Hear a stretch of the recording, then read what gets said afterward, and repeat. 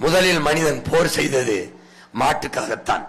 இதை ஆணிரை கவர்தல், அது பசுமாட்டு திருடுறது அதை இலக்கியத்துல ஆணிரை கவர்தல், மாடுகளை களவு செய்தல், அதை கவர்தல் என்கிறான். இப்ப நம்ம மாட்டை திருடிட்டாங்கிறோம்ல கொச்சையா, அந்த மாடுகளை ஆணிரை கவர்வதற்காக வலிமையுள்ள ஒரு கூட்டம் வீழ்த்தி மாடுகளை எடுத்துட்டு போயிருது. வலிமையற்ற கூட்டம் தோத்து மாடுகளை பறிகொடுத்துறது. முதலாக நாம் செய்த போர் பசுக்காகத்தான். வரலாறு ஆணிரை கவர்தல். மனிதன் முதலில் தேடிய செல்வம் மாடுதான்.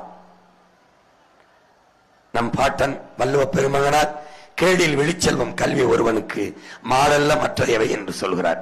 நம்முடைய அப்பா நம்மாழ்வார் அவர்கள் கல்விதான் ஒரு மனிதனுக்கு செல்வம், மனிதர்களுக்கு கல்விதான் செல்வம். அதை சொல்ல வந்த வள்ளுவன் சொல்கிறான், மாடும் நம் செல்வம் என்கிறான்.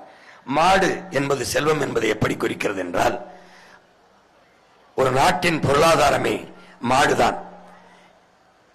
பிறகு தங்கத்தை வைத்தார்கள்.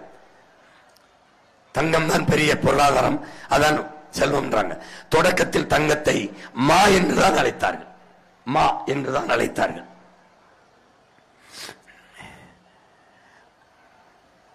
உன் வாழ்நாள் முழுக்க பால் ஊட்டி வளர்ப்பவள் பசுதான். பால் செல்வத்தின் செல்வம். பால் தங்கம் செல்வம், பணம் செல்வம், பால் செல்வத்துள் செல்வம், பெருஞ்செல்வம்.